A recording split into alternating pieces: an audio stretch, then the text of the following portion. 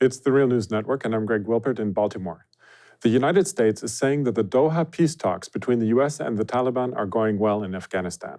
The two sides recently agreed to reduce attacks on civilian casualties as a first step towards U.S. withdrawal from Afghanistan.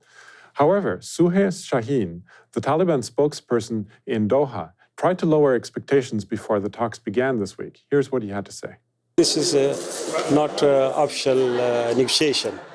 These were informal talks.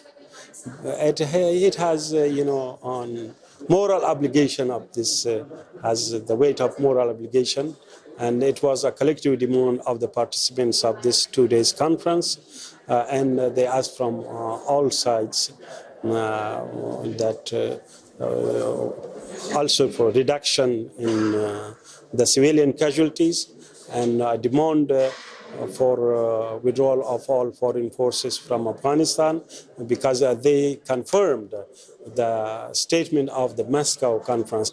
The war in Afghanistan has lasted for 18 years, costing the U.S. taxpayer over $1 trillion and the lives of hundreds of thousands of Afghanis and of about 2,000 U.S. soldiers. The Taliban's main and only demand is that the U.S. leaves Afghanistan.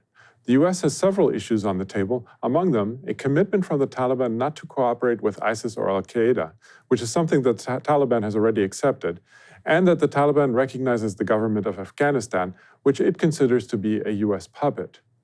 Joining me now to discuss the latest developments in Afghanistan and the peace talks is Matthew Hoh.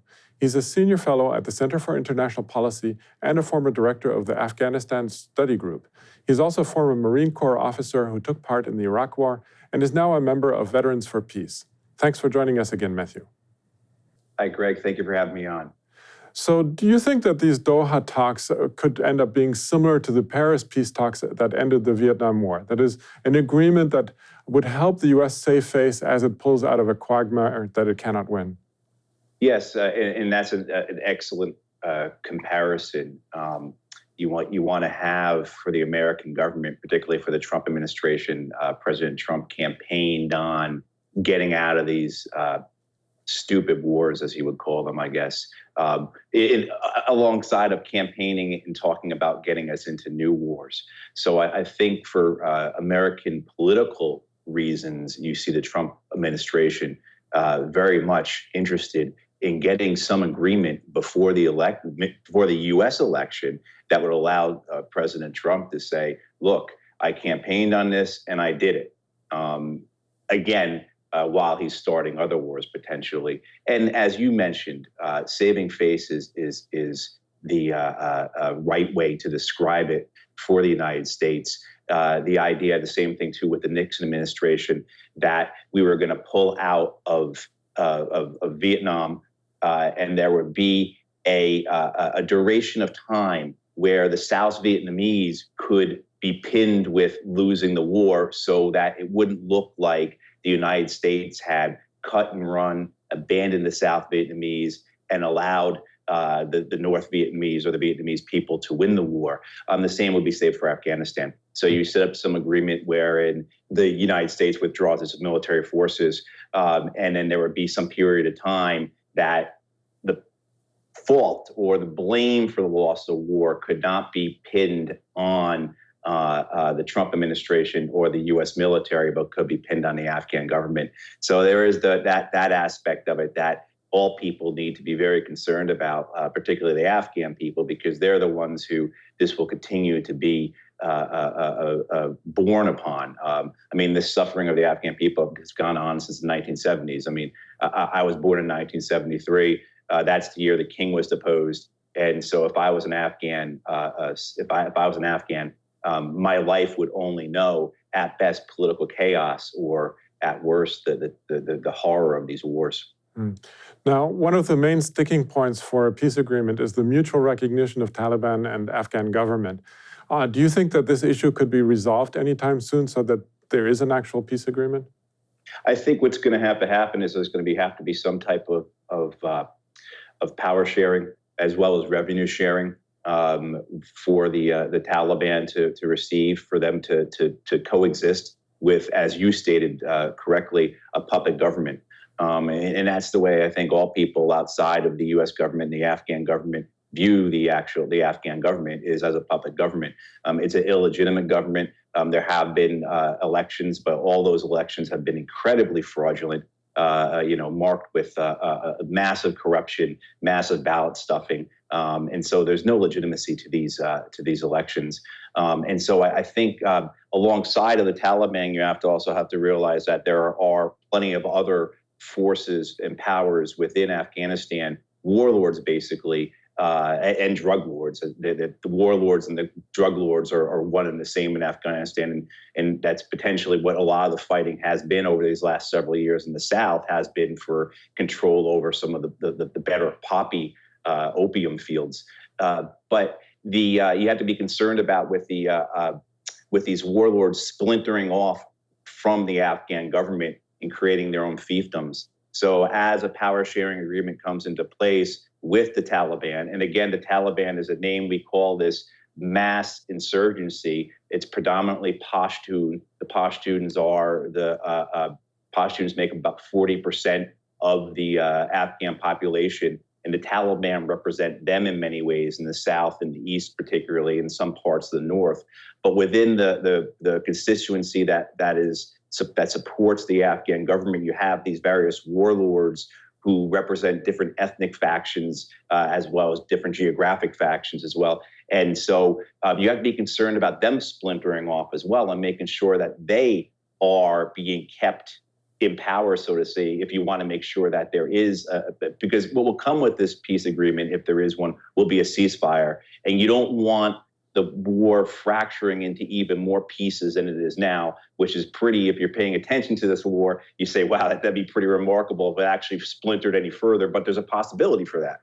So it's a very complex process. It's not an easy process. I don't think anyone should be going into this with the idea that all you have to do is just wish for the U.S. forces to leave and everything will be okay. Look, that was a mistake that I was a part of when we worked on this under the Obama administration, trying to get just U.S. forces out without really working on a larger Afghan peace or helping the Afghans work on an Afghan peace, because it has to be an intra-Afghan process. It cannot be a process marked by outsiders or ruled by outsiders. It has to be done by the Afghans. But that's something that we'd be concerned about. If you just pull out the U.S. forces, you can have the war continue, and it can splinter, and it can be worse than it is right now. Right. Now, the two sides recently said that they would stop targeting civilians, but actually on Friday, a car bomb exploded in the University of Kabul, and a day earlier, another car bomb cost the lives of 12 civilians. Now, Michael Hanlon of the Brookings Institute speculated on NBC News that the Doha talks may be nothing but a desert mirage, is what he called it. Well, what value do you think these talks have if civilians are still being killed regularly in Afghanistan? Well, I chuckle because Michael Hanlon, the Brookings Institute, received $1 million, $2 million, $3 million every year from the Pentagon. And Hanlon has been a chief trumpeter and advocate of these wars over the years. So I can't imagine. Look, a lot of these guys in D.C. here, they're on the gravy train with these wars, and they don't want to see them end. Or the opposite is all they've ever known is the wars. So you have these think tanks that have, for the last 20 years, basically, been supported by the wars. And so there is a very real institutional fear that if these wars end, a large portion of their funding will go away. As well as, too, is how do you exist without something that you've known for the last 2 decades? You basically set up your institution to support the war-making efforts of the United States. And if those go away, what do you do? So I'm always very skeptical of my colleagues and other think tanks here. But, I think what you're seeing, though, is that the fighting will go on until a ceasefire occurs.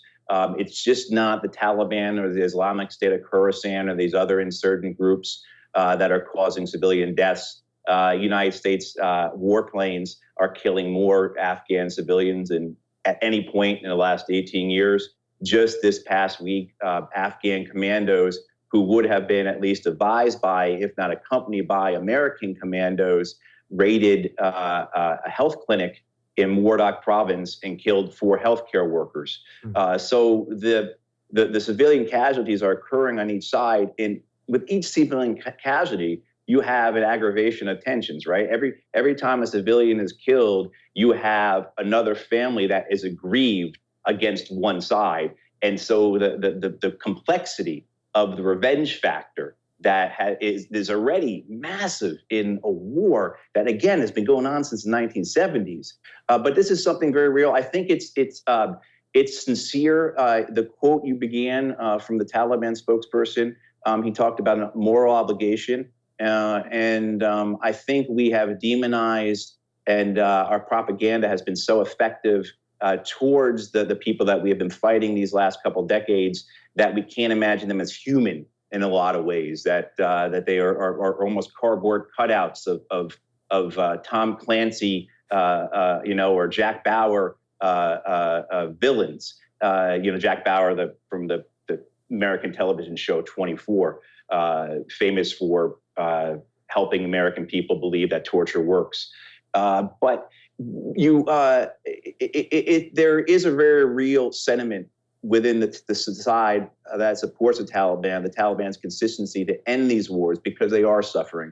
And when I was there, I met with men that were Taliban, they basically said to us, they said, look, we've been fighting, our fathers fought, our grandfathers fought. We don't want our sons and our grandsons to fight, and we don't want their families to suffer. We're not going to surrender, but we do not want this war to continue. And that was a sentiment I heard expressed to me directly 10 years ago now. Right. And so that feeling is still there, and it's very real. So we shouldn't snicker when we hear the Taliban say things about moral obligations, because they have been suffering just as any part of the population of Afghanistan has been suffering.